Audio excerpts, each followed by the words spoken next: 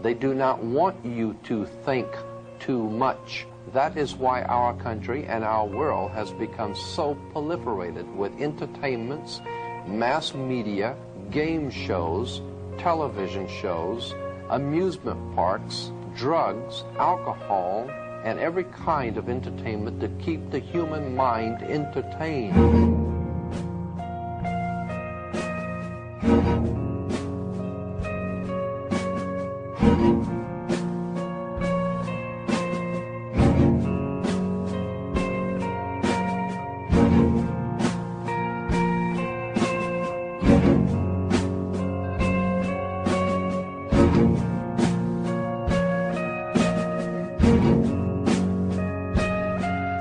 In order to eliminate this threat and to achieve their objective, the Masons have set about the boldest plan ever devised: the complete control of every aspect of human life, your life. And the weapons they are using against you are in your very homes, entertaining you and your children, and gradually indoctrinating you without you even realizing. In today's society, people are spending more and more time engaged with modern media.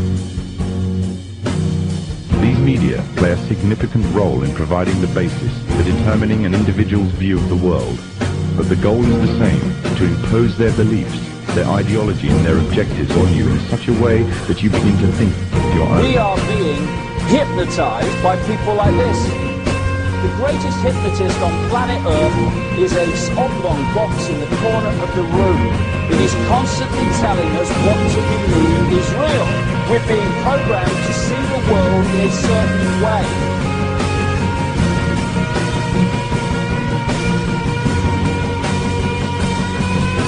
Well, the reason you're not hearing this kind of truth on the media in general is because the media is controlled. What it essentially amounts to here is that all the top media officials are members of these clubs: Council on Foreign Relations, Trilateral Commission, Bilderberg, and so on, whose goal is to bring about this new world order. The 12 found it was only necessary to purchase the control of 25 of the greatest papers.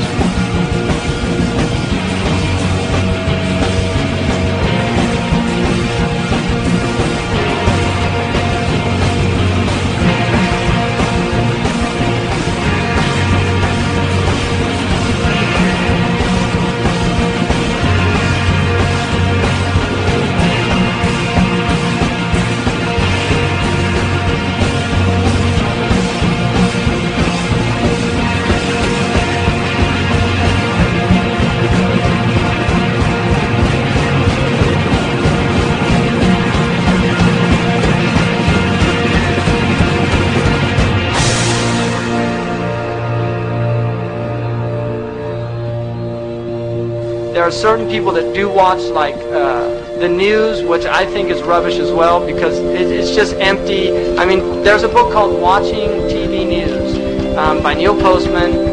Very clearly articulates the fact, this guy's a PhD in communications theory at Columbia University, that you don't learn anything on the news.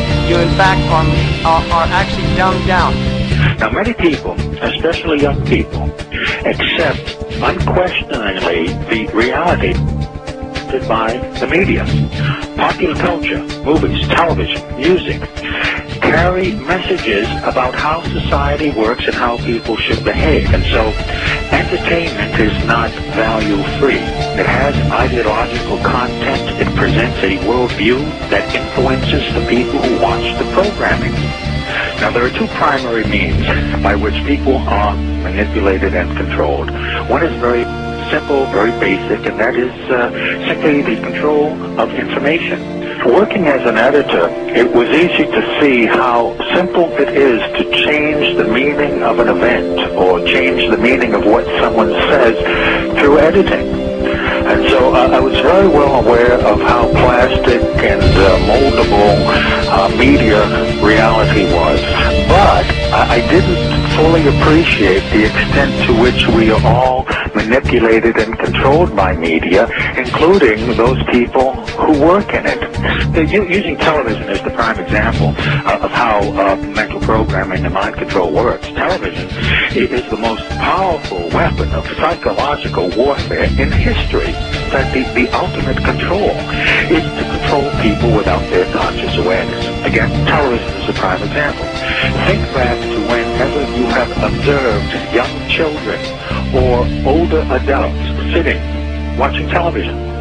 They have this glassy-eyed, vacant look in their eyes because they are in a trance state, in a hypnotic state of mind. We don't see it consciously, but subconsciously, the repeating visual pattern of the flicker induces the trance state. And that's the basic principle behind hypnotic programming, is that you get the subject to focus the attention of the conscious mind on one of the five senses. So in the case of watching television, we're talking about the sense of sight and the flickering image. In the case of sound, any repeating sound pattern will induce the trance state. Now, why this is important is that we are more suggestible to mental programming during this state of mind than at any other time.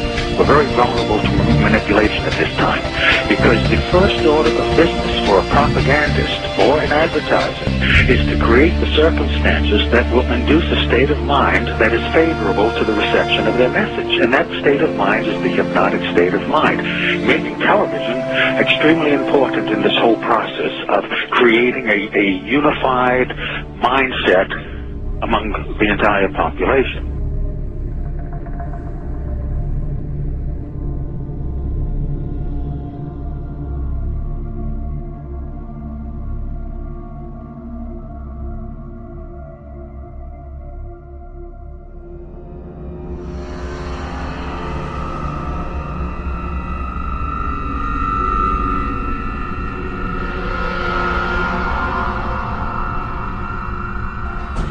The Crookes version of the cathode ray tube would become the most fundamental component in the development of television, devised 40 years later by the Scotsman John Logie Baird.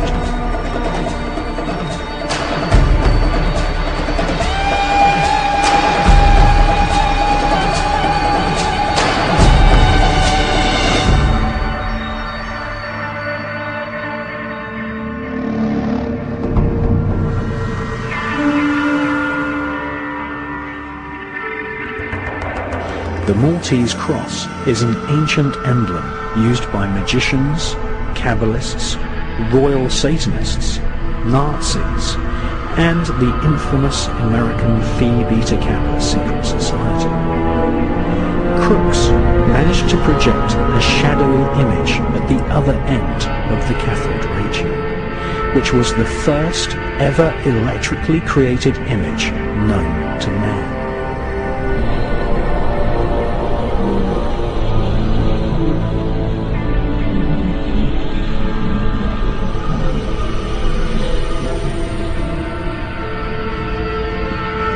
In his memoirs, Sir William Crookes said that it might be possible for spirits to influence streams of tiny particles, an invention which would eventually enslave and hypnotize the entire world, was inspired in part by research into the spirit world.